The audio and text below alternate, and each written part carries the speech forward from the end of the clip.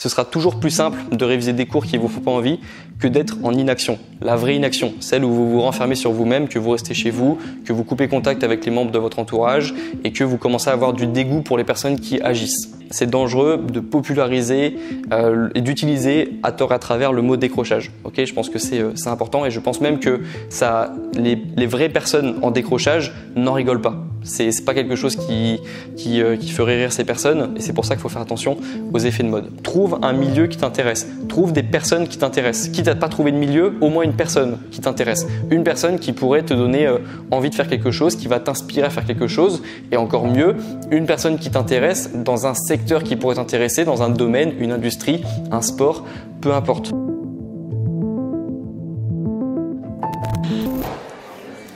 Ok, bonjour à tous. Ça va bien? Bon, c'était pas prévu dans la conférence, mais il s'est passé quelque chose il y a 10 minutes, donc c'est assez grave pour moi, pour mon ego, donc je vais vous raconter ça. Ça fera une bonne petite anecdote avant de commencer sur la conférence. Mais si vous voulez, il y a 10 minutes, là, juste avant d'arriver ici, j'arrive à pied.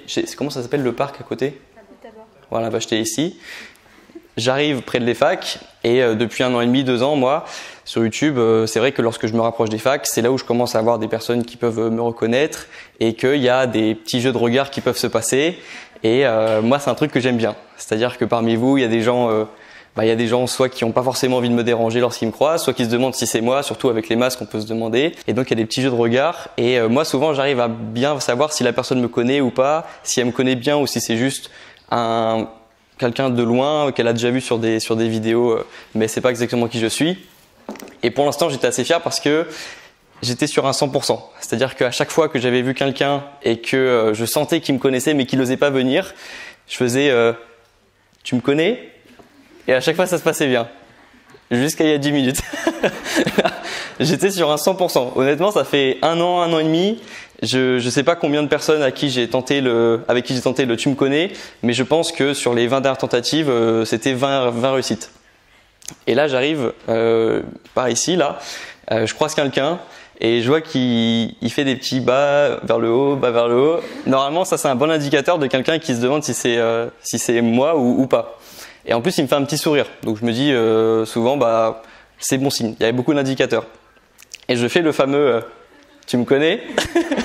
Et il me fait non gros, je t'avoue, je te connais pas du tout. Je sais pas qui t'es.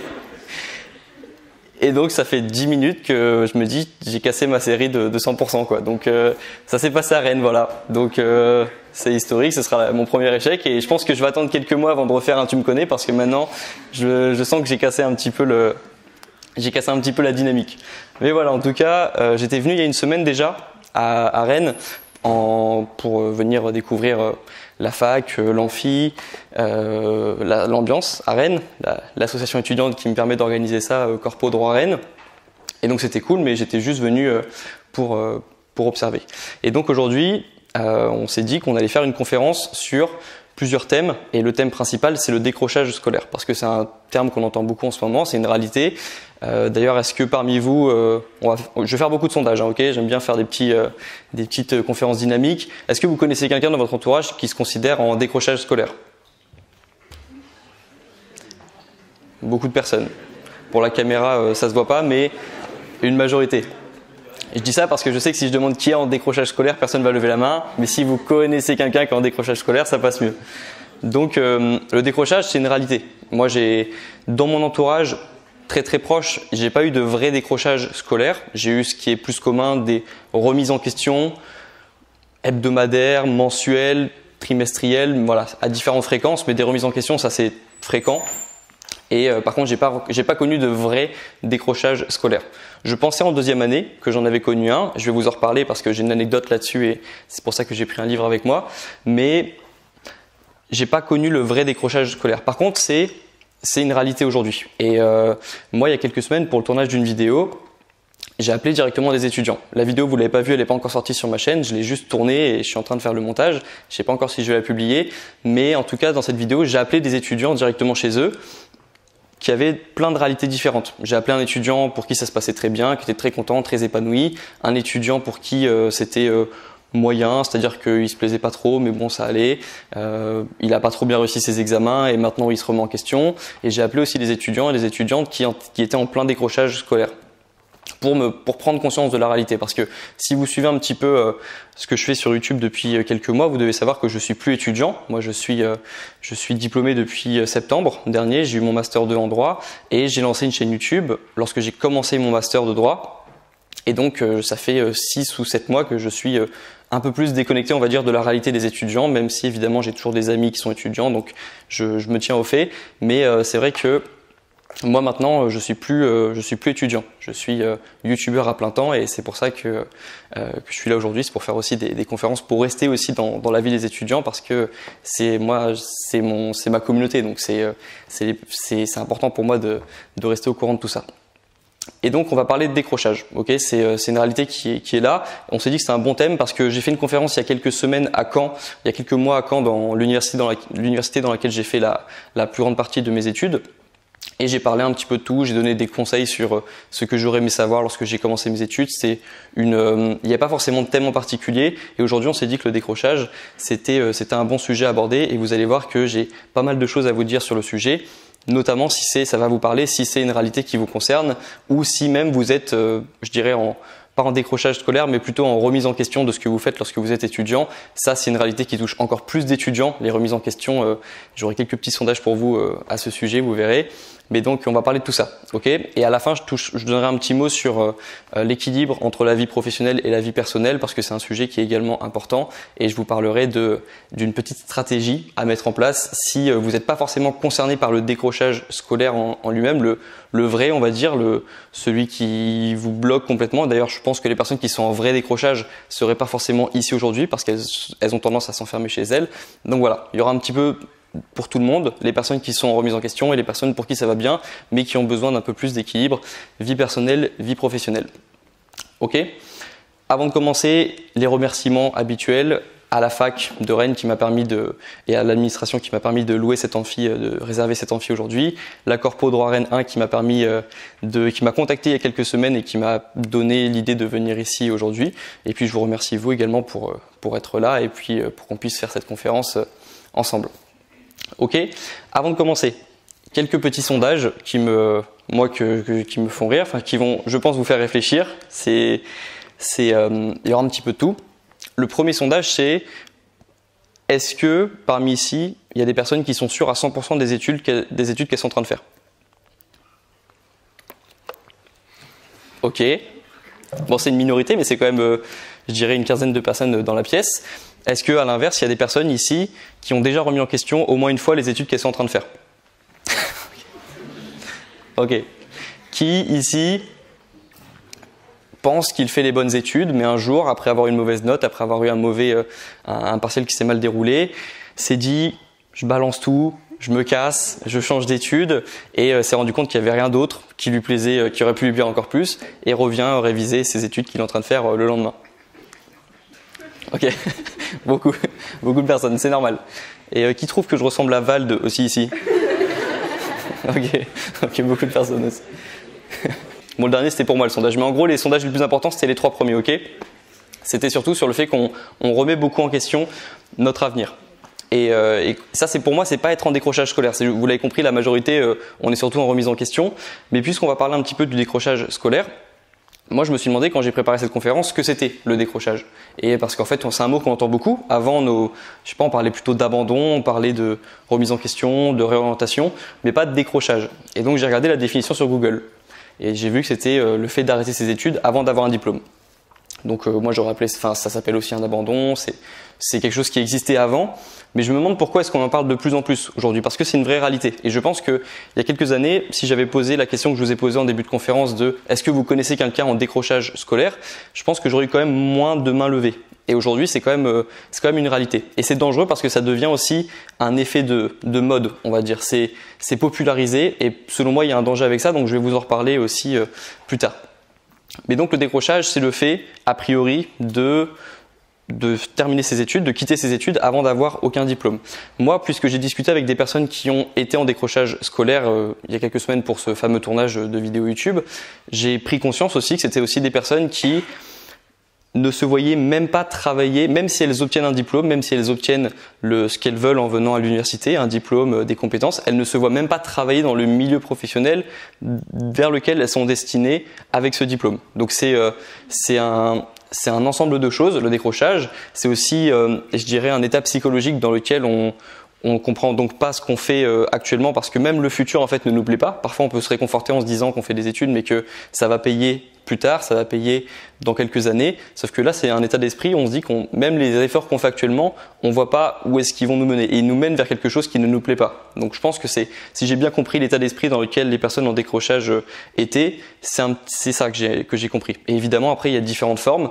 Il y a des personnes qui vont s'isoler complètement de chez elles, qui vont s'isoler directement, qui vont arrêter même parfois qui vont couper contact avec des personnes de leur environnement, alors que ce sont parfois des personnes positives qu'elles ont dans leur environnement depuis longtemps. Mais il faut savoir que, il faut se mettre à la place de ces personnes, je dirais, lorsqu'on est dans un état d'inaction, on a vraiment tendance à détester les personnes en action. Lorsqu'on est en inaction, on peut carrément couper contact avec des personnes avec qui on s'entendait bien parce qu'on a l'impression qu'elles avancent et c'est pas normal parce que nous on n'avance pas et c'est un vrai état psychologique dans lequel évidemment je vous conseille pas d'être, j'espère pas que vous y serez. Moi j'y étais quelques semaines, c'est pour ça que je vous en parle en deuxième année de droit et je veux plus y retourner. OK, c'est pas un état, ça m'intéresse pas, c'est difficile d'en sortir et c'est difficile à vivre. Donc c'est ça pour moi le décrochage, c'est s'enfermer chez soi ou même arrêter juste d'aller en cours et faire d'autres choses, mais en tout cas s'éloigner de la fac, couper contact avec les personnes qui nous font penser à l'université et donc évidemment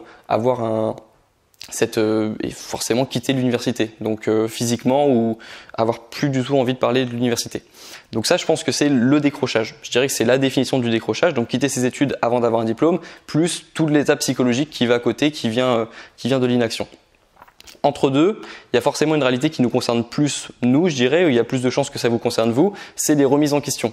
C'est les remises en question des études que l'on fait, du parcours que l'on a. On est nombreux à avoir ces remises en question et ça pour moi c'est pas un décrochage. C'est bien important de faire la différence entre les deux parce que comme le terme est à la mode, je pense pas qu'on puisse considérer ça être un décrochage. Si on remet en question ce que l'on fait, même si on remet en question ce qu'on fait chaque semaine, chaque quinzaine et surtout à l'approche des révisions parce que c'est au moment où on fait beaucoup de travail qu'on commence à remettre en question le travail qu'on est en train de faire. Et moi je me rappelle très bien que toutes mes révisions, il y avait cette dose de remise en question que j'avais au moment de réviser, au moment où il faut faire le travail. Et c'est pénible parce qu'on a l'impression d'en plus avoir toutes ces remises en question à gérer, en plus des révisions, et ça vient s'entasser sur les matières à apprendre, et c'est pas quelque chose d'agréable non plus. Donc ça, c'est une réalité qui nous concerne le plus. Mais ça, je dirais que c'est pas un décrochage. Et c'est pas non plus, le décrochage scolaire, c'est pas une déception temporaire. C'est le petit sondage que j'avais fait tout à l'heure où je vous demandais si après avoir eu un examen qui s'est mal passé, vous aviez envie de tout quitter. Ça, c'est pas un décrochage. C'est une déception. On sait comment on réagit après une déception. Souvent mal. Souvent on regrette ce que l'on fait lorsqu'on agit après une déception. Et selon moi, si évidemment on quitte ses études juste après une déception, ça devient un décrochage, mais c'est pas un décrochage. La plupart du temps, on décroche pas, c'est juste qu'on est déçu et ça c'est pareil, c'est normal. Ça fait partie du processus, c'est pas un décrochage. C'est normal après avoir travaillé pour quelque chose, d'avoir une mauvaise note et d'être déçu de cette mauvaise note parce qu'on a fourni des efforts et que à la fac, parfois même les efforts que l'on fait sont pas proportionnels au résultat qu'on va avoir. C'est pas parce qu'on a travaillé beaucoup pour un examen qu'on va avoir une bonne note et c'est pas parce qu'on a assez peu travaillé de notre point de vue pour un examen qu'on va avoir une bonne note. Ça c'est quelque chose que j'ai appris à la fac parce que voilà, j'ai passé beaucoup d'examens au fur et à mesure des années, mine de rien. Je pourrais pas les compter, mais ça se compte en dizaines d'examens que j'ai passés et j'ai parfois eu des résultats qui n'étaient pas du tout proportionnels au temps que je passais sur mes examens. Donc ça c'est un enseignement que j'ai appris à la fac, mais c'est pas forcément le sujet. C'est plutôt pour vous expliquer que les déceptions ça fait partie du processus et ça je dirais que c'est normal. Mais le décrochage, c'est quitter ce processus, c'est ne plus vouloir de ce processus et ça pour moi c'est un décrochage. Mais donc attention à ne pas trop parler de décrochage lorsqu'on commence à avoir des remises en question, lorsqu'on commence à juste se poser des questions qui font partie du processus, ça c'est pas un décrochage. Ok, pour moi le décrochage c'est une réalité qui est bien différente et bien plus compliquée. Ok, donc ça c'est important. Pourquoi? Parce que la deuxième partie, ce que je me suis demandé après m'être demandé ce qu'était le décrochage, je me suis demandé pourquoi est-ce qu'on en parle plus? Pourquoi est-ce qu'on en parle plus qu'avant? Et j'ai trouvé quelques réponses. Je pense que d'une part, c'est parce que le décrochage, on a plus de choix maintenant dans notre vie professionnelle. Il y a plus de métiers qui sont apparus. Moi-même, je vous parle aujourd'hui. Je suis quoi? Moi, je suis youtubeur. Alors, vous avez d'autres définitions. Il y a des personnes qui disent influenceur, il y a des personnes qui disent créateur de contenu. Il y a ceux qui veulent se faire mousser un peu disent chef d'entreprise parce qu'en fait, quand on est youtubeur, on a forcément une entreprise et on a des revenus à déclarer. Donc, on est entre guillemets chef d'entreprise. Mais c'est un métier qui n'existait pas avant. Ça n'existait pas avant de faire des vidéos, d'être suivi par des personnes et de gagner sa vie en ayant des sponsors ou en ayant des revenus publicitaires YouTube. Ça n'existait pas avant. C'est un nouveau métier. Et forcément, ça donne des choix en plus à faire parce qu'on a tous été, je pense, d'ailleurs c'est marrant, je me disais l'autre jour, je me faisais une réflexion sur Instagram. Moi, je suis peut-être 50% d'amis proches que je connais dans la vraie vie et 50% d'influenceurs. Alors qu'avant, c'était les influenceurs, on en suivait quelques-uns et c'est tout. Il n'y avait pas, quand je vois les fils d'actualité de mes amis, maintenant, c'est quasiment que des influenceurs qu'on connaît tous, en plus parce qu'on suit quasiment tous les mêmes et on suit, je sais pas, 50-60% d'influenceurs. Et ça, je trouve que ça montre à quel point ces nouveaux métiers, justement, dont on parle beaucoup, ont pris place dans notre esprit, dans notre fil d'actualité Instagram, directement chez nous. On les voit dès qu'on rentre chez nous et qu'on regarde Instagram. Et donc ça, mine de rien, je pense que ça peut jouer pour le décrochage scolaire parce que ça montre qu'il y a plus de choix. Et ça, c'est le syndrome d'avoir trop de choix. Lorsqu'on a trop de choix, c'est trop dur de faire un choix. Okay, c'est plus simple, selon moi, pour faire un choix, moins d'adoption et parfois plus c'est simple de faire un choix. Et je pense par exemple qu'à l'époque de nos parents, une génération donc au-dessus, je pense que c'était parfois plus simple de faire des choix parce qu'il y avait moins de choix, il y avait moins de métiers et aussi on parlait pas tout le temps de décrochage, on parlait pas tout le temps de ça. Il y avait d'autres problématiques, il y avait aussi c'était pas du tout la même vie professionnelle, c'était pas du tout la même structure professionnelle, c'est-à-dire que ils ont connu une période de plein emploi, ils ont connu une période aussi où théoriquement si on faisait des études, on était diplômé et on avait un métier quelques semaines après, quelques jours après. C'est pas une réalité forcément qu'on connaît tous en fonction des secteurs dans lesquels on se dirige.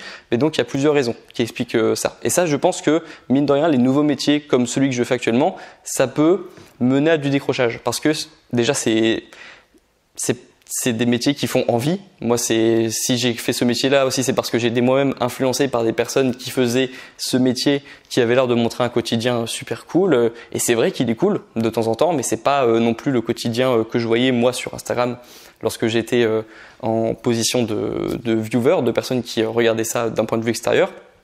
Mais donc, je pense que ça peut jouer parce que c'est des métiers qui font envie. Et d'ailleurs, dans les sondages récents, c'est même des métiers qui font plus envie que les métiers de footballeur, par exemple, qui étaient un petit peu la référence du métier de rêve de beaucoup de personnes. Et donc maintenant, c'est remplacé par les influenceurs.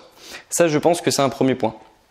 Ensuite, il y a aussi ce qui expliquerait le fait qu'aujourd'hui il y a plus de décrochage, c'est aussi parce qu'on en parle plus. C'est devenu une réalité. Et je pense qu'il faut faire attention aux effets de mode lorsqu'ils sont négatifs pour nous, parce que je pense, et je vais vous en reparler un petit peu plus tard, que le décrochage c'est dangereux, c'est très dangereux, et je pense que si on le fait, il faut le faire bien. Je vais vous faire un petit tuto pour comment bien décrocher après, en quelque sorte, si ça peut vous donner quelques pistes, parce que moi j'ai failli justement suivre cette voie-là, et si je l'avais fait, j'aurais bien aimé qu'on me donne des conseils justement sur comment bien décrocher, mais c'est pas quelque chose qu'on entend tous les jours. Mais donc, attention avec l'utilisation des mots comme ça, populariser des choses négatives comme ça, parce que en tout cas des choses, ça peut être dangereux, un décrochage. Et je pense qu'en parler beaucoup, ça le rend moins dangereux parce que on connaît tous justement quelqu'un qui a décroché et donc on peut se dire bon bah vas-y t'as décroché, je peux décrocher. C'est un petit peu comme quand on était au lycée et que on n'avait pas fait nos devoirs et qu'on se rend compte qu'il y avait une autre personne dans la classe qui n'avait pas fait ses devoirs. On se dit bon on va prendre cher à deux, mais au moins je suis pas tout seul parce que je suis pas le seul à pas avoir fait mes devoirs. Il y a ce truc de on n'est pas tout seul, ça passe mieux. Et je pense que le décrochage, il peut y avoir ça, et il peut y avoir des personnes qui vont se dire bon bah de toute façon, j'en connais un qui a décroché, je peux décrocher aussi. Et donc ça me fait penser à une phrase de Coluche qui disait c'est pas parce qu'ils sont plusieurs à avoir tort qu'ils ont raison.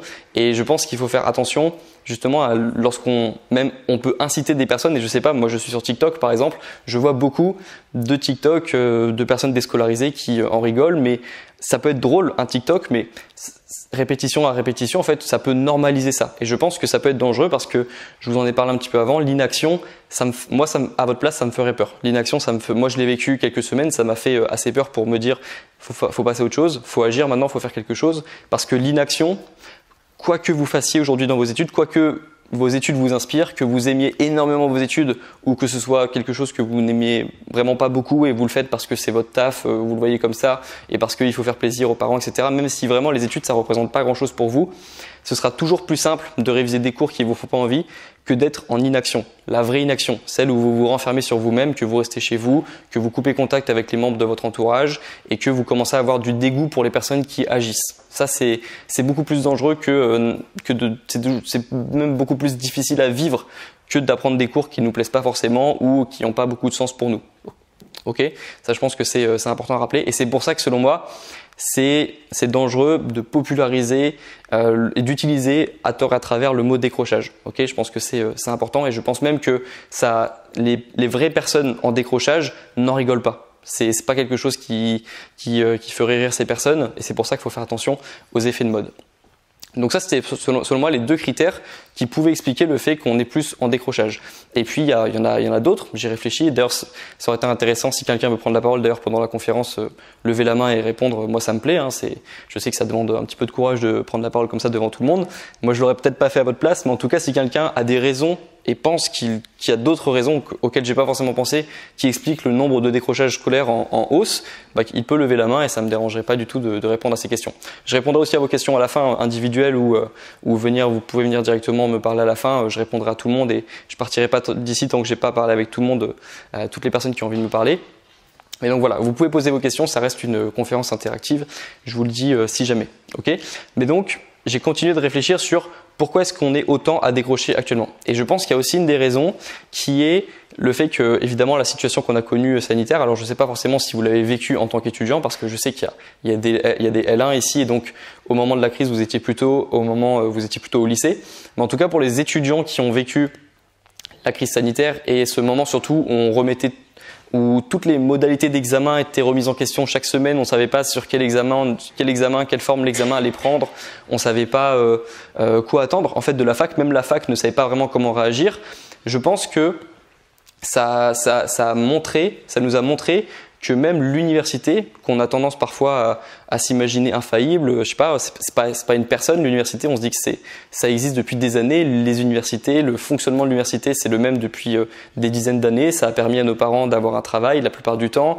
Moi, en tout cas dans ma famille, il y a beaucoup de personnes qui ont eu un travail grâce aux études, donc c'est un petit peu sacré, les études, et on s'est rendu compte à ce moment-là que même en fait les personnes qui dirigent les universités, même l'université en elle-même, elle sait pas forcément comment réagir à quelque chose de nouveau, parce que ça reste un système, et un système, ça s'adapte toujours moins vite que les individus.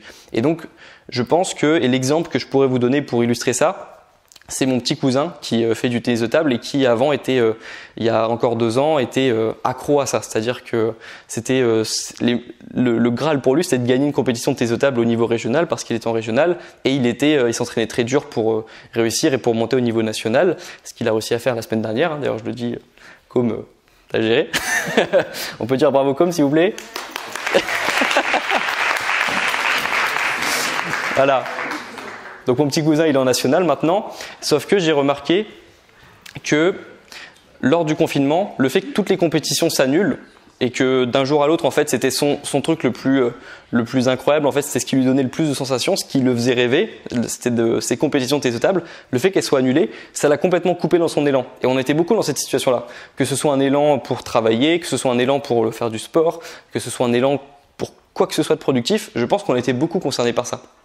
Et même moi, je m'en suis rendu compte, lorsque je regardais les séries il y a quelques années, parfois je me surprenais à voir une série que j'aimais bien, je l'aimais bien, ça se passait bien, franchement, bonne série, bonne ambiance, et puis après, je ne sais pas pour quelle raison, je changeais complètement de série où je faisais quelque chose d'autre pendant quelques semaines, et après quand je revenais sur la série, c'était pas pareil, alors qu'en fait, elle était bien cette série, mais il s'est passé 2 semaines, 3 semaines, 1 mois d'inaction justement vis-à-vis de la série qui a complètement coupé l'élan et après c'est pas vraiment pareil, c'est pas la même chose, c'est pas aussi bien que lorsqu'on était dans ce premier élan. Et je pense qu'on a pu vivre ça pour les études aussi. Et le fait d'être complètement coupé également de toute la structure classique de l'université. Donc la BU qui était fermée aussi un moment, les BU étaient fermés un moment, le fait de plus voir ses amis, d'avoir des collègues de travail, de plus les voir, etc. Ça évidemment, ça a joué dans le décrochage scolaire. Ok ? Donc ça, je dirais que c'est les trois raisons. Il y a aussi des facteurs santé mentale qui jouent. Je sais que la santé mentale des étudiants, elle prend cher pendant les études. C'est aussi pour ça que je parle de comparaison, d'arrêter de se comparer aux autres, du processus aussi, parce qu'il y a des personnes qui pensent vraiment que si elles remettent une fois en question leurs études au moment des études, c'est mort. Ça veut dire que c'est pas les bonnes études et elles se sont trompées depuis le début et c'était l'erreur de leur vie. Donc j'espère qu'elles n'auront pas la même réflexion si elles se marient un jour, mais c'est normal en fait. C'est pour ça que je parle du processus. Ça fait partie du processus, des hauts, des bas, que quel que soit le métier. D'ailleurs, je parlais des influenceurs. Les influenceurs, vous inquiétez pas, ils montrent une belle façade sur Instagram. La plupart, ils connaissent des hauts et des bas. Et moi, dans mon entourage d'influenceurs, de youtubeurs, on est beaucoup à connaître également ce processus, ce fameux processus de réflexion, remise en question, etc. Quoi qu'il en soit, selon moi, c'est ça. Les trois facteurs qui pourraient expliquer le décrochage, plus le fait que c'est popularisé, plus le fait qu'on en parle beaucoup, ça expliquerait, selon moi, le fait qu'on décroche de plus en plus des études. Et donc ça, c'est ce qui pourrait expliquer ça. Maintenant, je vous ai un petit peu parlé de la différence entre ce qui est selon moi un vrai décrochage et ce qui est selon moi une remise en question temporaire suite à un échec, suite à une déception. Et je pense que moi, en deuxième année, donc là vous l'avez compris, j'ai fini mes études, mais lorsque j'étais en deuxième année, c'est le moment où je suis passé le plus proche de ce qui pourrait ressembler à un décrochage scolaire.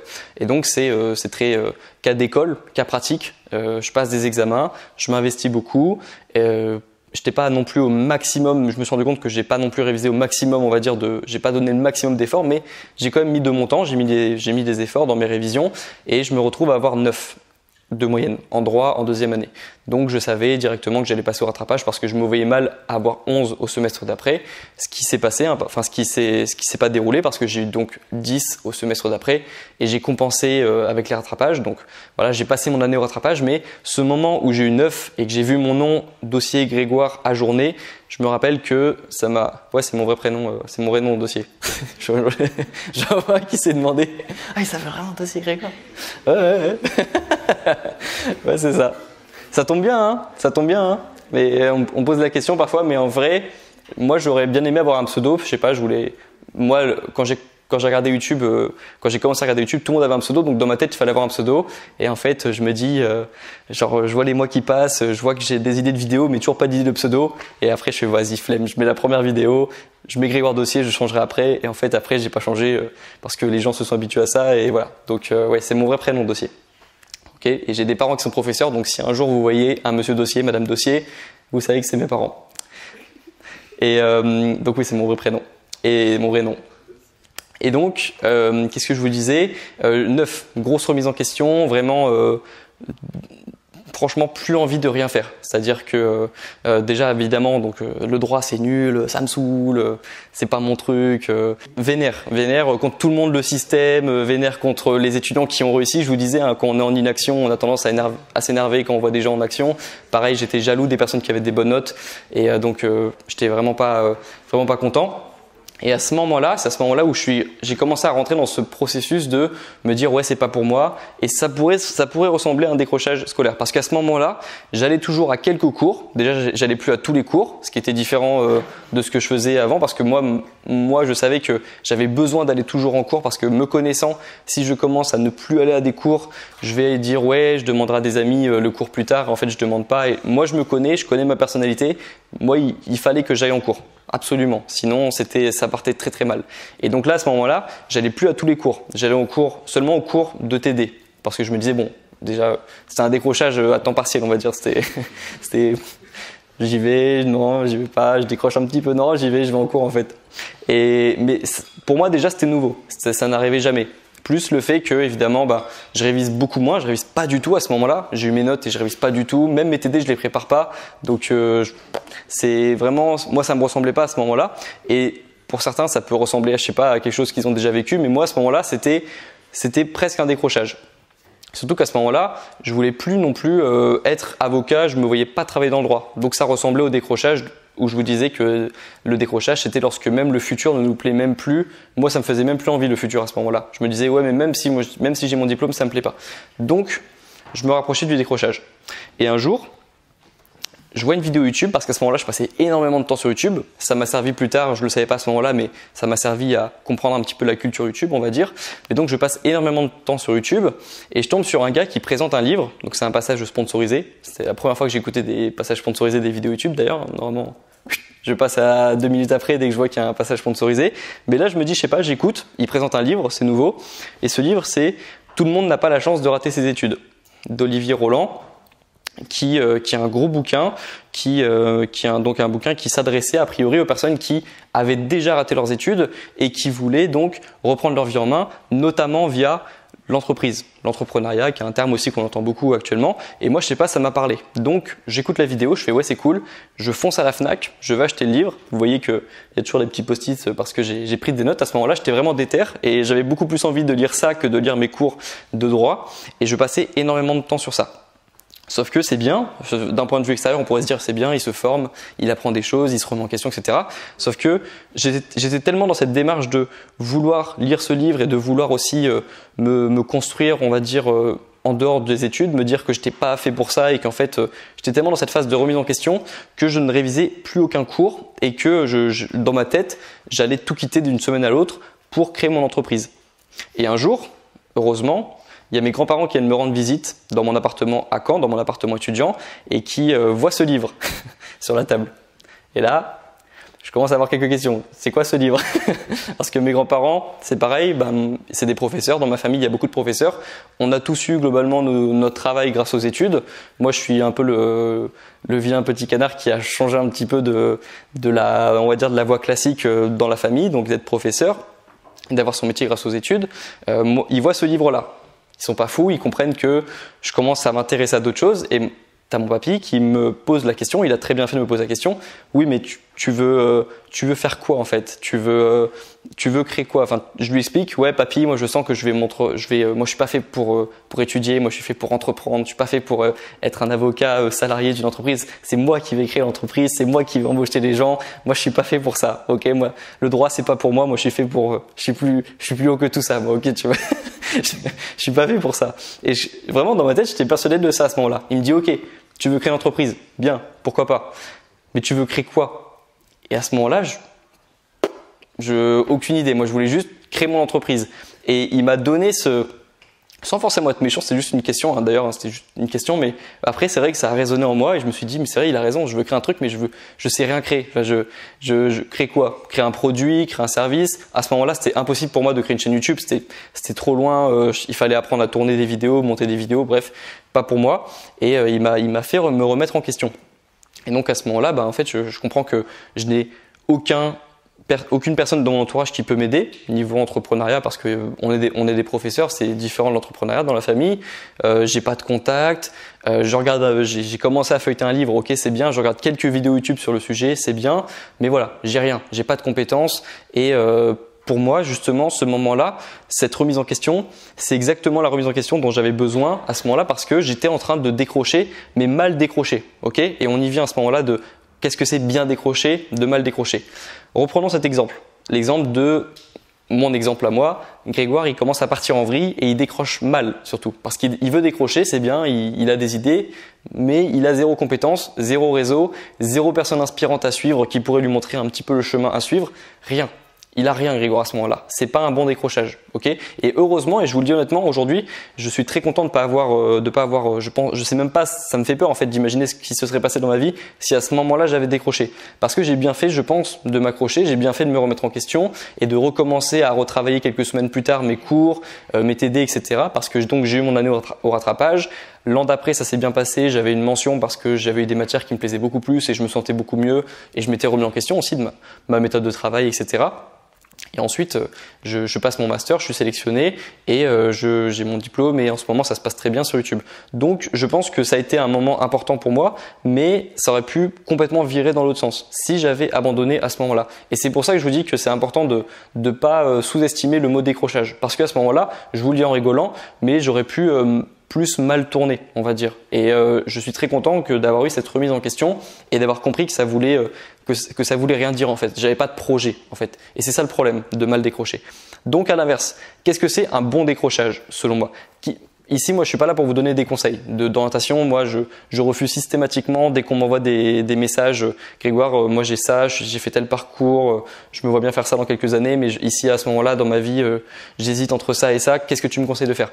Je réponds jamais à ça parce que déjà, moi, j'ai déjà suffisamment galéré avec mon orientation à moi pour pas en plus après avoir à résoudre des problèmes d'orientation d'autres personnes desquelles je connais moins le contexte. Tout le contexte personnel, professionnel, c'est hyper dur déjà pour moi de répondre. Et puis en plus, c'est très compliqué. J'ai pas envie d'avoir cette responsabilité-là.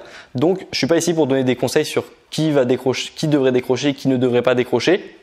Par contre, je pense que si je devais conseiller quelqu'un, si quelqu'un me demandait ce qui est un bon décrochage et ce qui est un mauvais décrochage, je vous dirais qu'un bon décrochage, c'est exactement l'opposé de ce que j'étais en train de faire lorsque j'étais en licence 2.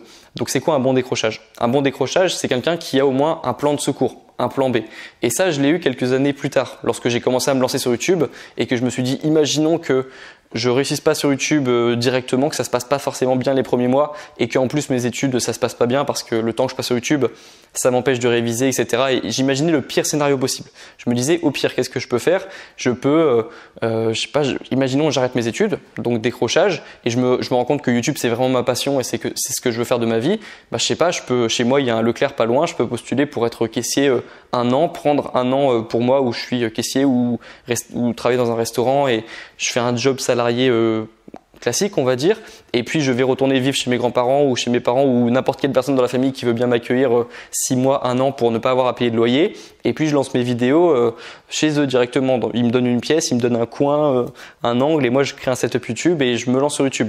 Ça c'était mon plan de secours, c'est le pire scénario possible, imaginons le pire scénario et voyons ce qu'on peut faire avec si ça se passe vraiment aussi mal que prévu. Ça déjà c'est un peu mieux, c'est au moins un plan B. Il faut toujours avoir un petit plan B, un plan de secours, imaginer le pire scénario et puis après si ça vient se passer, ce qui sera pas le cas, hein, généralement les pires scénarios ça reste dans la tête, hein, souvent ça se produit pas dans la réalité, mais au moins on a un plan de secours. Ça c'est la première chose, mais c'est pas la chose la plus importante. La chose la plus importante si on voudrait bien décrocher entre guillemets, c'est les compétences. C'est le maître mot. À la fac on vous donne beaucoup de connaissances et on vous apprend aussi indirectement des compétences, notamment lorsque vous avez une mauvaise note et que vous vous remettez en question et que vous commencez à travailler plus dur.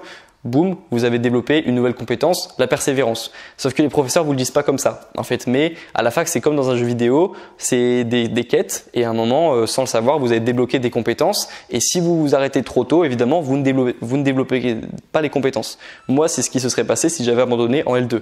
Il y a plein de compétences que j'ai découvertes après à la fac, que j'ai eues seulement parce que je suis allé au bout du processus. Mais donc les compétences, on peut les développer à la fac et on en développe à la fac, mais on peut en développer beaucoup dans le monde extérieur aussi. Moi, lorsque j'ai commencé à me former sur le montage vidéo, tourner des vidéos, créer des contenus pour Instagram, créer du contenu pour TikTok, tout ça, ça touche beaucoup aux réseaux sociaux, mais vous verrez dans le futur que peu importe l'endroit dans lequel vous travaillerez, si c'est une entreprise, ce qui est le cas de beaucoup de personnes ici, ce qui sera le cas de beaucoup de personnes ici. Après, par exemple, dans le service public, c'est différent. Mes parents, par exemple, ils n'ont pas grand intérêt à maîtriser les réseaux sociaux parce qu'ils vont pas faire des TikTok pour faire venir les personnes dans leur université ou dans leur lycée ou dans leur collège. Ça n'a pas de sens. Par contre, si vous travaillez dans une entreprise, ce sera apprécié plus tard de savoir créer du contenu, d'être à l'aise à la caméra, d'être à l'aise à l'écrit ou alors de savoir bien écrire, de faire du contenu, parce que toutes les entreprises dans lesquelles vous travaillerez plus tard, si elles veulent être concurrentes, elles seront sur les réseaux sociaux. Et elles le sont déjà. Elles apprécient les personnes qui ont des compétences également à tout ce qui touche au monde des réseaux sociaux. Donc moi, c'est ce qui s'est passé avec mon stage de Master 2. J'ai été pris au début parce qu'ils pensaient que j'étais un juriste, parce qu'il voulait que je fasse des missions de juriste, d'étudiant en droit. Et puis après, il s'est rendu compte que je savais faire du montage. Et en fait, il m'a mis au montage toute la fin du stage, en fait, parce qu'il était trop content d'avoir quelqu'un qui savait monter une vidéo dans son équipe. Donc voilà, c'est pour vous dire que les compétences, vous pouvez les développer à la fac. Et naturellement, si vous faites déjà quelques années à la fac, vous allez en développer. Mais ça se développe également à l'extérieur. Et moi, c'est vraiment le message que je donnerais à quelqu'un qui est en train de décrocher, c'est développe tes compétences. Quitte à décrocher, encore une fois, je ne donne pas des conseils, mais quitte à décrocher, le temps que tu as, développe des compétences. Trouve un milieu qui t'intéresse. Trouve des personnes qui t'intéressent. Quitte à pas trouver de milieu, au moins une personne qui t'intéresse. Une personne qui pourrait te donner envie de faire quelque chose, qui va t'inspirer à faire quelque chose. Et encore mieux, une personne qui t'intéresse dans un secteur qui pourrait t'intéresser, dans un domaine, une industrie, un sport, peu importe. Mais au moins d'avoir un secteur, d'avoir un domaine dans lequel tu as la culture, on va dire. Donc par exemple, moi c'était YouTube. Mine de rien, le temps que j'avais passé sur YouTube ces dernières années, ça m'a aidé à me construire une culture YouTube. Et sans le savoir, vous avez sûrement déjà, vous, une certaine culture dans un domaine. On parle beaucoup de culture générale, mais il y a aussi chaque milieu a sa culture en fait. Donc vous avez forcément, si vous avez passé beaucoup de temps dans un milieu en particulier ou à écouter des vidéos sur un sujet en particulier, vous avez la culture de ce milieu. Vous commencez à l'avoir. Et ça peut être des compétences qui seraient appréciées également. Donc ça déjà, si je vois quelqu'un, imaginons que mon petit cousin là qui est en national de tennis de table, si il me dit Grégoire demain je décroche, je dis comme t'es qu'en troisième, c'est un petit peu tôt pour décrocher, mais imaginons qu'il soit à la fac et qu'il commence à décrocher. Moi, si je vois qu'au moins il passe pas beaucoup de temps en cours et qu'il commence à décrocher, mais que je le vois travailler sur des nouvelles compétences, je suis un peu plus rassuré parce que je me dis au moins il va s'en sortir. Il fera entraîneur de ping-pong à la limite, mais au moins il aura des compétences. Ok, il est en train de travailler sur ses compétences et il a un plan de secours. Ça aussi, c'est un critère important si on veut bien réussir son décrochage, on dira. Ensuite, il y a d'autres choses à faire. Donc les compétences, c'est hyper important. Les connaissances, c'est important également. Et je dirais que c'est vraiment le critère des compétences qui est pour moi le plus important. Et je ne sais pas si vous avez, si c'est clair en fait quand je parle de compétences. Moi, c'est un mot que j'utilise beaucoup dans mes vidéos, mais les compétences, je sais pas, je parlais des réseaux sociaux parce que c'est un domaine où il y a énormément de compétences à apprendre qui sont nouvelles en plus. Et puis en plus, c'est nouveau, donc il n'y a pas on est né avec. En fait, on est une des premières générations qui est quasiment née avec les téléphones. C'est beaucoup plus intuitif pour nous que des personnes qui ont 30, 40 ans. Et donc, c'est un domaine où on apprend assez vite, plus vite que les autres. On a un avantage naturel par rapport à ça, je dirais. Même si moi, j'ai eu mon premier téléphone, moi je suis de 98, je suis un petit peu plus vieux que vous ici. En gros, je suis plus vieux que vous et j'ai eu mon téléphone moi en troisième à peu près. Mais voilà, c'est pas parce que en troisième ça allait encore. J'ai appris beaucoup de compétences sur les réseaux. Ok, donc ça c'est vraiment, je dirais, réussir un bon décrochage, c'est ça, c'est avoir un plan B, un plan de secours et développer des compétences. Si vous avez ça, déjà je vous souhaite bonne chance parce que ça veut pas forcément dire grand chose pour la suite. Enfin, ça peut évoluer différemment. Chacun a un contexte différent, chacun va évoluer différemment. Mais si au moins, au lieu d'être dans l'inaction pure et dure, vous travaillez sur des compétences, vous avez un plan de secours et petit bonus, vous prenez soin de votre santé mentale parce que souvent ça part de là. Lorsque il y a des étudiants qui décrochent, il y a beaucoup de santé mentale aussi. C'est souvent parce que leur santé mentale, elle a pris très cher lors des études. Si vous êtes en décrochage et que vous travaillez quand même sur votre santé mentale et que, je sais pas, vous faites tout ce qu'il faut pour la santé mentale, donc il y a plusieurs habitudes, c'est propre à chacun, mais se balader, arrêter de se comparer aux autres, sortir un petit peu, prendre l'air, relativiser. Vous regardez des vidéos sur YouTube sur la santé mentale, chacun, il y a Ben Never qui en parle, qui est de Caen, de la ville dans laquelle je suis. Il y a des youtubeurs qui en parlent de plus en plus de la santé mentale. Trouvez aussi des personnes qui ont des problèmes parfois de santé mentale, qui en parlent et qui ont réussi à passer à travers, en tout cas qui ont trouvé leur façon de mieux vivre ça. Et puis déjà, vous serez pas mal. Quitte à décrocher, santé mentale, compétences et plan de secours, vous serez pas mal. Ok, donc je dirais que ça c'est le conseil que je vous donnerai sur comment bien décrocher ou mal décrocher. Et donc pour revenir à vous, vas-y ouais. Yes. Je rebondis sur le discours que tu avais sur les compétences. Tu as dit qu'on pouvait en débloquer à la fin. Est-ce que tu as des exemples par exemple? J'ai parlé de la persévérance parce que c'est une des compétences qu'on développe à la fac. Tu fais quoi comme étude? Je suis ici en deuxième année en droit. De droit? En droit, tu apprends à bien écrire. Il n'y a pas beaucoup d'oraux, mais tu apprendras à bien parler, à t'exprimer aussi devant un jury ou devant un groupe d'élèves. Même si c'est moins mis en avant l'oral, je trouve, parce que c'est plus difficile à organiser. Mais l'écrit, déjà, tu vas savoir bien écrire dans les prochaines années, argumenter, convaincre. Tu vas aussi apprendre en fac de droit à raisonner d'une certaine façon. Tu vois, le raisonnement en deux parties qu'on apprend à la fac de droit, moi ça me sert toujours dans mes vidéos YouTube. Créer une structure en fait, c'est important. Bien écrire aussi, moi il y a plein dans les mails, ça se ressent. Quelqu'un qui sait bien écrire ou pas. Je parle même pas forcément des fautes d'orthographe, c'est plutôt la structure en fait. Ça c'est un truc qu'on apprend à la fac de droit et c'est vrai que ça reste. Le réseau, même si c'est pas vraiment une compétence, mais savoir se créer un réseau, c'est une compétence par contre. Mais à la fac de droit, tu vas avoir un réseau. Quoi d'autre? En fait, tu vois, c'est des trucs. C'est dommage qu'on les mette pas d'ailleurs, tu sais, sur les maquettes des études. On met toujours les matières en fait, mais les matières, c'est ce qui va te permettre de développer des compétences. C'est en révisant ces matières que tu vas acquérir des compétences. Et je dirais donc oui, la faculté de se réadapter aussi, parce qu'en droit, on va tous, bon, ici il n'y a pas que les étudiants en droit, mais en droit, on prend tous un taquet à un moment. En droit, il y a toujours un moment où on se prend une grosse claque, une grosse remise en question. Et ça, c'est un truc que le sport peut nous apprendre, c'est un truc que la vie nous apprendra, parce que la vie, elle nous rend humble au fur et à mesure du temps. Mais voilà, tout ça, c'est des compétences, en fait. Ok ? Et chaque étude en a un. Moi je parle des études de droit parce que c'est ce que je connais, mais en fait je me suis rendu compte qu'il y avait des dizaines de compétences que j'avais apprises à la fac de droit. Mais c'est surtout la vie qui en donne un. Les études, ça fait partie des compétences qu'on apprend. Ça nous donne des compétences, mais c'est surtout la vie. Et le sport, je trouve, en donne beaucoup aussi. Donc moi ça m'a aidé. Ok ? Enfin, pour les personnes qui sont pas forcément en décrochage et à qui tout ce discours sur le décrochage n'a pas forcément parlé, il y a des personnes aussi qui savent très bien, qui font des études qu'elles aiment, tout se passe bien, bonne santé mentale, les notes qui sont bonnes et c'est très bien, même si j'imagine que c'est pas toujours aussi rose que ça.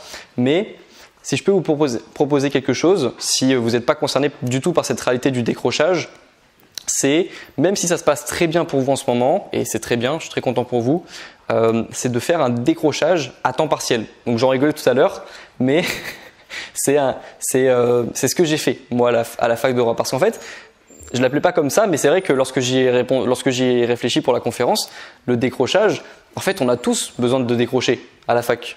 Qu'on soit au lycée, même au lycée, moi j'avais besoin de décrocher à un moment. Mais pas de décrocher des cours, tomber dans l'inaction, etc. Pas le décrochage scolaire. Le décrochage, juste une demi-heure, 1 heure dans sa journée, décrocher. Juste penser à autre chose, déconnecter. Plutôt, on appellera ça comme ça parce que je vous ai dit de pas trop utiliser le mot décrochage. Donc, on va utiliser plutôt le mot déconnexion. Ok ? Mais donc, si vous devez retenir quelque chose de cette conférence aujourd'hui aussi, c'est de trouver une activité qui va vous faire déconnecter dans votre journée. Et c'est hyper important. Dans ma dernière conférence à Caen, j'avais donné l'exemple d'une amie qui était vraiment la fille la plus stressée que je connaissais, toujours sur ses cours. Elle pouvait pas sortir de chez elle sans avoir ses fiches de révision dans son sac à dos ou dans son sac à main parce que sinon elle était stressée. Elle se disait « je m'éloigne de mes cours, je m'éloigne de ma réussite, c'est pas pour moi, je peux pas ». Et parfois elle allait courir. Et elle me disait qu'elle courait vite le premier kilomètre, les 3 premiers kilomètres, et puis elle revenait en sprint parce qu'elle avait peur d'oublier ses connaissances entre deux. Donc en fait, le retour était toujours plus rapide que l'aller. Et donc vraiment, un exemple d'une fille qui était l'exemple parfait de la fille extrêmement stressée par ses études qui ne déconnecte jamais du coup. Et cette fille, elle s'est mise au sport lorsque j'ai commencé ma chaîne YouTube et j'avais parlé de son histoire dans la vidéo YouTube parce que maintenant ça va beaucoup mieux et le fait d'avoir fait du sport, ça l'a énormément aidé pour ses études, pour sa santé mentale, tout va mieux dans sa vie depuis qu'elle a commencé le sport, j'ai l'impression, et puis ça lui a permis d'apprendre à déconnecter aussi, ce qui est une compétence importante qui vous servira également dans votre vie professionnelle plus tard, même si vous aimez votre travail. Et donc, trouvez aujourd'hui, si vous avez, ou commencez à y penser, au moins avec cette conférence, normalement, ce sera le cas, commencez à réfléchir à une activité qui vous permettra de déconnecter. Parce que d'une part, ça vous servira pour vous, votre santé mentale, mais en plus, c'est bon pour les révisions. C'est bon pour les révisions de penser à complètement autre chose. Et ça remonte à quand, la dernière fois que vous avez, pendant une après-midi ou une journée entière, pensé à quoi que ce soit qui n'ait aucun rapport avec vos études. Sans penser à vos cours, sans penser aux prochaines modalités d'examen, sans penser aux prochaines deadlines imposées par l'université. Je sais que si vous êtes au lycée, c'est pas forcément une réalité que vous connaissez. Moi, quand j'étais au lycée, je m'en fichais un petit peu. Il y a vraiment que le bac qui m'a stressé quelques semaines avant. Mais à la fac, on a toujours quelque chose en tête. Il y a toujours un événement, il y a toujours un TD à préparer, il y a toujours un examen à préparer, il y a toujours des galops d'essai qui vont arriver ou des copies qui vont arriver. Il y a toujours un truc. Donc, pour les étudiants, cette fois-ci plutôt, trouvez une activité qui vous fait déconnecter. Okay ? Moi, c'était le sport, c'était les balades, c'était les discussions avec des potes, en dehors des études. Évitez de parler des études quand même, des discussions extra-universitaires, on va dire. Et c'est simple, c'est pas grand-chose, mais ça aide. Okay ? Donc, c'est des exemples et je dirais que ça vous permettra de déconnecter. Mais c'est important, gardez ça au moins de cette conférence aujourd'hui. Si le décrochage vous a pas trop parlé, trouvez une activité qui vous fera déconnecter. Ce sera bon pour votre productivité et pour votre santé mentale. Et pour finir sur une conclusion que j'avais donnée également, c'est la même conclusion que j'avais donnée à Caen, parce que les compétences, c'est un point clé de cette conférence. Vous ne devez pas être des étudiants juste des étudiants. Vous êtes des étudiants, vous faites des études, mais vous avez aussi une personne à côté. Vous avez vous, en fait. Il y a vous et l'étudiant. Et l'étudiant, il doit se développer, il doit apprendre à rédiger, apprendre à faire apprendre à bien structurer sa copie, etc. Il va améliorer, comme un genre de jeu vidéo, va améliorer ses compétences. Mais il y a aussi la personne à côté. Et il faut la développer aussi, cette personne-là. En apprenant à déconnecter, en ayant de la valeur, en faisant monter votre valeur à vous, donc votre confiance en vous, en sortant de votre zone de confort, en faisant des choses qui sont difficiles, qui vont augmenter votre valeur personnelle, pas la valeur de l'étudiant, qui ne seront pas forcément visibles par un employeur directement, mais qui vous permettront d'augmenter votre valeur. Donc, faites monter votre valeur d'étudiant, votre valeur à vous et votre valeur d'étudiant. Okay ? Et la conclusion que j'avais donnée, c'était ne soyez pas juste des étudiants, soyez des personnes compétentes qui font également des études. Et ce sera la conclusion de cette vidéo. Je vous remercie de m'avoir écouté. Cette conférence.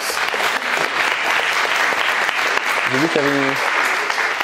vu qu'il y avait une question, oui. J'ai une question sur les choses qu'on peut faire à côté de nos études. Je trouve ça génial de faire du sport, de s'engager dans des associations, mais comment est-ce qu'on fait pour réussir à ce que nos activités extrascolaires n'empiètent pas sur nos résultats meilleurs? Est-ce que tu as une idée déjà de ce que tu pourrais faire justement si tu pensais mieux gérer ton temps? Moins en faire à côté. Mais c'est pas une bonne Ok. En fait, moi, ce que je pensais quand je me posais cette question, c'est que ça allait être contre-productif d'avoir des activités à côté de mes études. Ce dont je me suis rendu compte, c'est que ça m'a aidé dans ma gestion du temps parce que j'ai découvert que le temps libre, non organisé, c'est un temps que tu utilises mal souvent. C'est un temps que tu vas utiliser à procrastiner et tu vas te sentir mal, ça va baisser ton estime de toi et tu vas te voir le faire et c'est ça qui est encore pire. Et tu sais que tu vas le faire avant même de… Tu sais que tu as une après-midi pour toi, tu te dis ouais je vais travailler de 16 à 18, tu sais que tu vas pas le faire, tu te vois le faire, tu vois le temps qui passe et c'est pas bon pour ton estime de toi. Moi, ce que j'ai découvert lorsque j'ai commencé un projet, c'est que YouTube, notamment qui prend beaucoup de temps, c'est que ça m'a énormément aidé à mieux gérer mon temps. Parce que ça m'a donné une raison de mieux gérer mon temps en fait. Parce que si je gérais pas mieux mon temps, j'étais foutu. J'allais jamais réussir mes études et ma chaîne YouTube. Et donc ça m'a aidé en fait. Et je pense que les personnes qui dirigent une asso, les personnes qui ont des projets à côté te diront la même chose. En fait, ça les aide parce que ça limite parfois leur temps disponible et ça les oblige à mieux l'utiliser en fait. Tu prends plus conscience de la valeur du temps que tu as. Et donc, c'est pas forcément l'inverse opposé négatif. Ce serait une personne qui a vraiment en effet beaucoup de projets et c'est une personne par exemple qui a un métier pour financer ses études, qui a déjà des responsabilités familiales, tu vois, qui lui sont tombées un petit peu dessus comme ça et qui en plus veut lancer un projet. Peut-être que là, en effet, ça va être compliqué, ça peut mener au burn-out ou je ne sais quel problème de santé mentale. Mais la plupart du temps, si tu veux juste lancer un projet associatif, entrepreneurial ou commencer un nouveau sport, franchement, ça va t'aider plus qu'autre chose en fait. Ok ? C'est une bonne question, c'est une très bonne question. Est-ce que ouais ? Par rapport au décrochage, quand il est effectif, il y a une solution qui n'a pas été abordée et qui pourtant me paraît assez pertinente, c'est celle du CNAM, donc du Conservatoire National des Arts et Métiers. Comment ça s'écrit ? C'est NAM. Et qui est reconnu par l'État, qui offre des formations qui se passent le soir, en cours du soir. À côté d'un travail à temps plein, disons, il est possible de continuer ses études. Ce sera bien sûr aménagé pour permettre un taux de travail qui soit complet. Ça pourrait rentrer dans une année de réflexion, par exemple, dans laquelle on va pouvoir avoir un métier, se poser et en même temps continuer, ne pas totalement décrocher avec les cours pour peut-être reprendre par la suite l'université. Ok, donc c'est un temps partiel où en fait on te laisse le temps de penser à autre chose. En fait, ce sont des cours du soir, okay. Le samedi aussi, et ça donne un niveau qui est validé. Par exemple, le LCH, je ne sais pas si vous connaissez, c'est en partenariat avec le CNAM et sont des études qui sont très très réputées. Et le site, c'est le CNAM du coup ? Oui. Il y a un site ? Bah, je le mettrai en description de la vidéo, tu vois. La rediffusion, je le mettrai après. Ça peut aider. Ok. Vous avez des questions sur YouTube aussi ou sur la conf ? J'ai posé cette question-là quand j'étais avec des personnes de 3e et elles m'ont juste demandé si je connaissais Michou. C'est la seule question qu'elles avaient à me poser à ce moment-là. Et si j'étais sur TikTok. C'est tout. Oui ? J'avais juste une question. Tu disais que tu connaissais bien le montage vidéo dans YouTube. Je voulais savoir si tu avais pris du temps pour apprendre à comprendre comment se faisait le montage et comment tu t'y es pris aussi. Ça me fait penser un petit peu à la question d'avant sur l'organisation. En fait, c'est le genre de question que tu peux te poser avant d'avoir commencé. Et ça peut te faire peur, tu te dis ça va prendre du temps et ça va me prendre du temps, je sais pas comment faire du tout. Mais la réalité, c'est que le jour où je me suis engagé à apprendre le montage vidéo et que j'ai tourné une vidéo et que de toute façon j'avais pas le choix que d'apprendre à monter parce que sinon la vidéo elle allait jamais sortir, en fait moi j'ai beaucoup aimé. Tu vois, j'étais complètement perdu, alors je savais rien faire du tout, mais j'avais cette envie d'apprendre le montage et puis je sais pas, j'ai regardé des tutos sur internet, j'ai galéré au début à trouver un logiciel de montage pour débutants et puis en fait ça s'est bien passé et ça se passe souvent comme ça en fait lorsque tu cherches à apprendre quelque chose que tu veux vraiment t'engager à le faire, tu te poses moins de questions parce que tu es dans l'action et ça se passe mieux que prévu en fait. Et tu trouves tout en fait. Sur internet, je sais que parfois surtout mes parents me le disaient, fais attention à ce que tu vois sur internet. Orelsan disait sur internet si tu le vois c'est que c'est peut-être faux mais c'est peut-être que c'est vrai aussi, tu vois, ça résume bien, il y a un peu de tout. Mais en vrai, tu peux apprendre énormément de choses avec internet, il y a énormément de tutoriels sur beaucoup de choses et surtout si on parle du montage vidéo, de compétences graphiques, on va dire en rapport avec les réseaux sociaux, tu trouves vraiment énormément de choses. OK, j'ai répondu à ta question ? Ouais, OK. Ouais. Tu as parlé du fait que tu as eu une passade de décrochage, on va dire, et c'est la phrase de ton grand-père qui t'a dit vas-y, c'est bon, j'arrête de lire, je me remets direct au travail, ou il y a eu une phase un peu d'adaptation Ouais, forcément. Alors oui, j'ai quand même lu le livre, continué à lire le livre le soir, tu vois, j'étais là, bon, il s'est moqué de mon entreprise, tu vois, mais je vais lui prouver que. En fait, c'est surtout que ouais, c'est petit à petit. J'ai commencé à me dire, c'est vrai que ce livre, tu vois, je me dis bon, c'est vrai qu'il peut m'aider, mais c'est pas ça qui va. Je vais pas le citer dans mes livres, dans mes copies à la fin de l'année, tu vois. Je me suis dit bon, c'est pas grâce à ça que je vais réussir non plus mon année. Et je me suis remotivé à réussir mon année parce que justement, je m'étais engagé dans ces révisions, mais pas à fond, tu vois. Et j'avais envie de tester au moins une fois à fond, vraiment mes révisions. Et je pense que ça aussi, c'est un truc qui peut faire culpabiliser les personnes qui décrochent, c'est cette sensation de n'être jamais allé à fond dans quelque chose, tu vois, de n'avoir jamais donné à 100% de son énergie. Et moi, justement, je me suis dit, bon, c'est vrai que je vais passer un petit peu moins de temps sur ma formation personnelle, on va dire, même si ça m'a aidé plus tard parce que finalement, aujourd'hui, c'est vrai que j'ai créé une entreprise, donc c'est peut-être partie de ce livre. Je suis content de l'avoir commencé et d'être rentré dans cette bulle, on va dire, mais c'est vrai que ça s'est fait progressivement. J'ai commencé à aller aux cours, même ceux qui n'étaient pas des cours magistraux, des TD. J'ai commencé à revenir à tous les cours et puis je me suis remotivé petit à petit. Je me suis parlé avec moi-même, je me suis remotivé moi-même et j'ai repris un goût aux études aussi. Parfois, c'est souvent après une phase de remise en question que tu peux reprendre goût aussi à ce qui avait mené à la remise en question. Ok ? J'avais une question un peu plus personnelle. Comme tu as fait 5 ans de droit et que là tu es parti sur un truc complètement différent, ouais. C'est un peu une question ou deux. Est-ce que d'une part, tu n'as pas un petit peu le sentiment que tes études ne te servent à rien? Et d'autre part, est-ce que tu n'as pas un petit peu un sentiment d'illégitimité par rapport aux autres, à tes camarades notamment de la fac de droit, qui eux pourraient avoir des postes qui sont socialement plus acceptés que celui de youtubeur? Donc la première question, est-ce que j'ai le sentiment que ça m'a servi à rien? Non, parce que déjà en fait YouTube c'était un projet parfait parce que en même temps ça m'obligeait à réussir mes études, parce que si je faisais des vidéos sur comment réussir ses études sans avoir réussi mes études, j'étais un bouffon, tu vois, ça passe pas. Donc ça m'a motivé à réussir mes études et franchement ça m'a beaucoup aidé. Tu sais, c'est un petit peu comme les personnes sur YouTube qui font des transformations physiques et qui les filment, ça les met dans un stress parce qu'ils veulent pas passer. En fait parfois, se fixer un objectif en ayant peur de ne pas passer pour un bouffon, ça motive beaucoup plus que de vouloir réussir pour impressionner les autres, en fait. Et moi, donc les transformations physiques sur YouTube, c'est pour ça que ça marche, je pense. Ça leur met une pression. Moi, ça m'a mis une pression aussi. Et donc non, ça m'a pas servi à rien. Déjà, ça m'a quand même aidé à finir mes études, ce qui est quand même pas mal. Ça m'a remotivé. Je me suis dit, je vais faire les choses à fond, je vais filmer et en même temps réussir mes études. Donc ça m'a motivé. Et puis maintenant même, ça me sert. Dans quelques semaines, je vais créer ma société. Là, je suis en auto-entreprise et je vais passer en société. J'ai fait du droit des sociétés. En plus, c'était ma matière préférée en droit lorsque j'étais en 3e année. Donc ça va me servir. Je vais faire, je veux bien une petite SASU, s'il vous plaît. C'est une forme d'entreprise qui est souvent utilisée, dans le milieu des youtubeurs. Enfin, c'est une forme d'entreprise, en gros, société. Et je vais faire le malin un petit peu lorsque je vais créer ma société. Mais c'est vrai que dans la vie de tous les jours, là, actuellement, c'est plutôt des compétences graphiques, montage vidéo, tournage que j'utilise. Mais franchement, le droit, ça m'a appris beaucoup de choses.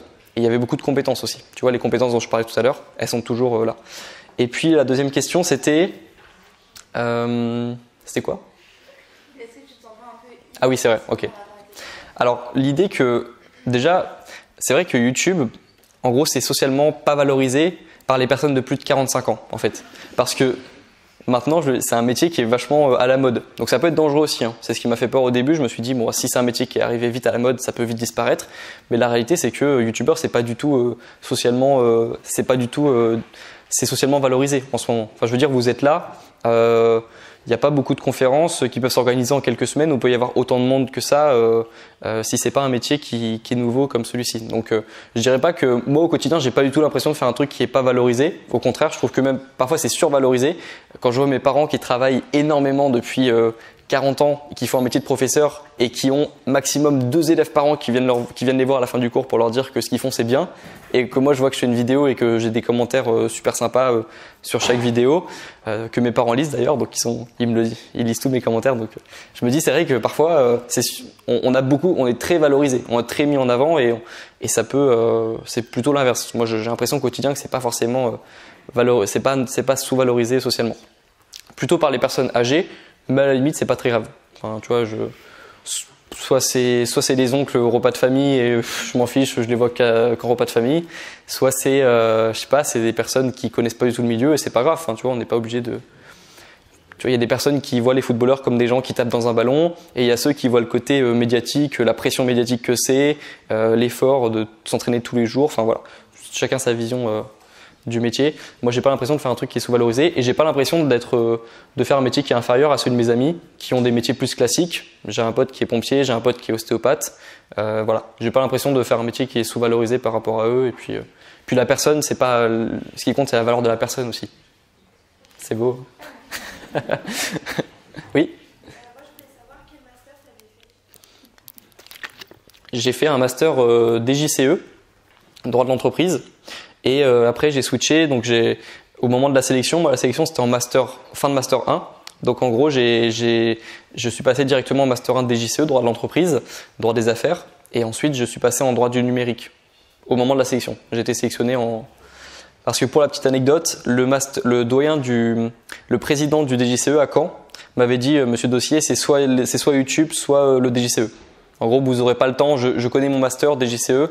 C'est un peu un master qui se veut plus élitiste, on dira, que les masters en droit. C'est un master qui est réputé plus compliqué que les masters en droit. Il m'avait dit en gros, voilà, Monsieur Dossier, c'est YouTube ou c'est DJCE. Et donc je suis parti en droit du numérique, qui avait moins d'heures dans la semaine et donc qui permettait à la fois de gérer YouTube et mes études. Je peux prendre la pause, hein, si tu veux. C'est bon? Plus de questions? Tout est OK? Bah écoutez, merci de m'avoir écouté.